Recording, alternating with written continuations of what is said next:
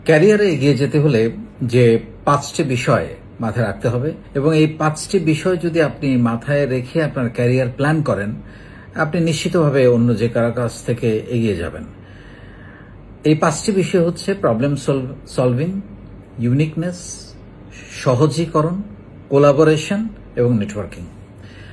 Problem সলভিংটা খুব important একটা ব্যাপার, কারণ অনেকে প্রবলেম দেখলে ভয় পায়, মানে যে আরে কিভাবে সমাধান করব।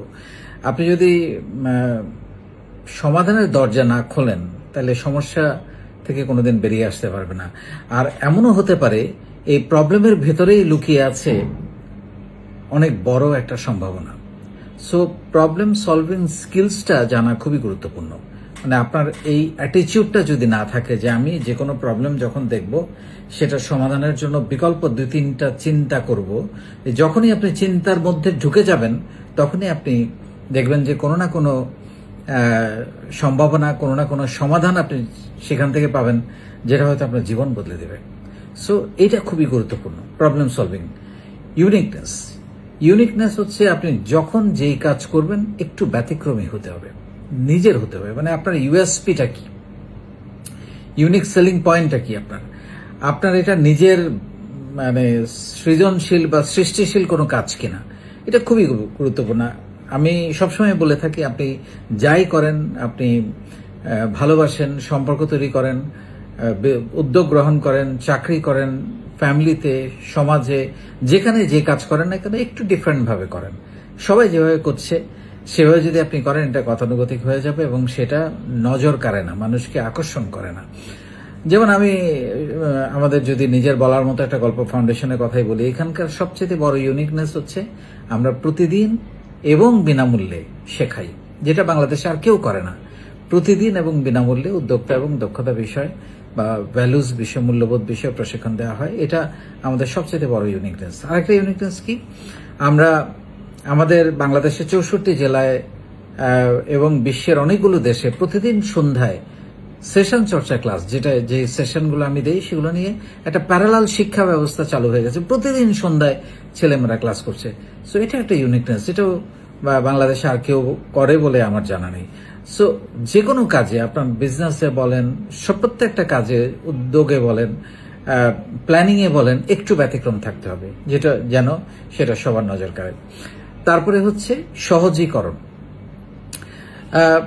যে কোনো কাজ অনেক কঠিন ভাবে করা, এটা আসলে বরং কঠিন কাজকে সহজ করে করতে পারা, এটা হচ্ছে সবচাইতে বুদ্ধিমত্তা এবং স্মার্টনেস আমি মনে করি।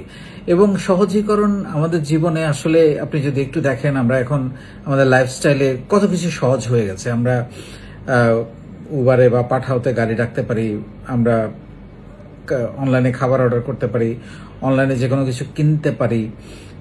সো এগুলো কিন্তু লাইফ ইজি করে ফেলেছে, মানে আপনাকে কারোর জন্য অপেক্ষা করতে হচ্ছে না। অনেক কিছুই আপনি ইভেন এখন আপনি যদি বাড়ি ভাড়া করতে চান, অনলাইনে আপনি সেটা সুযোগ পাচ্ছেন। এনিথিং, আপনার ইন্টারভিউ থেকে শুরু করে, মিটিং থেকে শুরু করে সবকিছুই এখন সহজ হয়ে গেছে। সো এমন কিছু করা যেটা সহজ করে দেয়, জীবনযাত্রাটাকে সহজ করে দেয়, এবং এমন একটা সিস্টেম তৈরি করা, যেমন ধরুন স্মার্টফোন একসময় চিন্তা করা হতো যে এটা কি যারা লেখাপড়া জানে না তারা ব্যবহার করতে পারবে, অথচ দেখেন এটা কিন্তু এখন সবাই ব্যবহার করতে পারে, যে লেখাপড়া জানে না সেও ব্যবহার করতে জানে। সো সহজ করে দেয়া, মানে ওই যে টাচ, সে টাচ করে করে অনেক কিছু করে ফেলছে, মুখে বলে সে পোস্ট লিখে ফেলছে, কন্টেন্ট লিখে ফেলছে।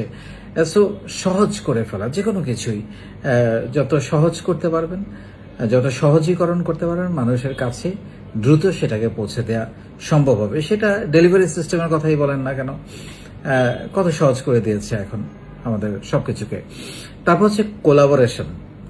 এখনকার ডিজিটালাইজেশনের যুগে বা আমাদের 2025 সালে এসে আপনি এককভাবে অনেক বড় হতে পারবেন, অনেক বড় কিছু করতে পারবেন বা সফল হবেন, এটা বলা খুব কঠিন।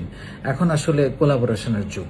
আপনার যা আছে আরেকজনের কাছ থেকে, আরেকজনের সাথে strategic partner, franchise, distribution, agent বা কোলাবোরেটর হয়ে একসাথে মিলে আপনার যে যেই ইউএসপি আছে, আপনার যে যেই স্ট্রেংথ আছে, ওর যে যে স্ট্রেংথ আছে, যেটা ওর নাই আপনার আছে, বা যেটা আপনার আছে ওর নাই, সো এগুলাকে একত্র করে এখন মানুষ কাজ করছে এবং এগিয়ে যাচ্ছে। সো আপনাকে আপনার বিজনেস প্ল্যানে কোলাবোরেশন, সবসময় কোলাবোরেশনের একটা ব্যাপার থাকতে হবে। অনেকে চিন্তা করে যে আমার আবার সবকিছু চলে গেল কিনা। না, কোলাবোরেশন ইজ মানে বিজনেস বাড়ায়, সেল বাড়ায়, সম্পর্ক বাড়ায়, আয়তন বাড়ায়, ইনভেস্টমেন্ট বাড়ায়।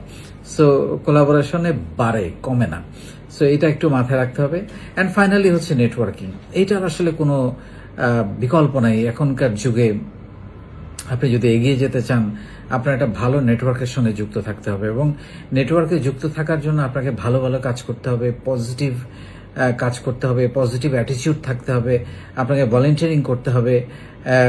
আপনি অনেক নেটওয়ার্কিং দেখবেন, আপনি দীর্ঘদিন নেটওয়ার্কিং করছেন, হয়তো কিছুই পাচ্ছেন না, কিন্তু এমন এক সময় আপনাকে এমন একটা টার্নিং পয়েন্ট এনে দিবে যেটার ফসল কিন্তু ওই যে নেটওয়ার্কিং করেছিলেন।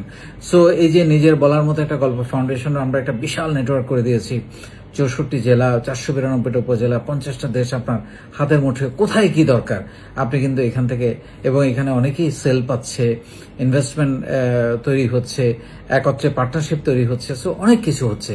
সো নেটওয়ার্কিং এর আসলে কোনো বিকল্প নাই, কিন্তু নেটওয়ার্কিং এর সুবিধাটা নেওয়ার জন্য আপনাকে এটা সততার সঙ্গে, বিশ্বাসের সঙ্গে এবং পজিটিভ অ্যাটিটিউডের মাধ্যমে এটা করতে হবে। সো এই 5টা কাজ যদি আপনার ক্যারিয়ার প্ল্যানে প্রপারলি আপনি এগুলোকে ইনক্লুড করে আপনি পরিকল্পনাগুলো সাজাতে পারেন, এগিয়ে যেতে পারেন, আমার মনে হয় যে আপনি ডেফিনেটলি অন্য যে কারো কাছ থেকে একটু বেশি ভালো করবেন।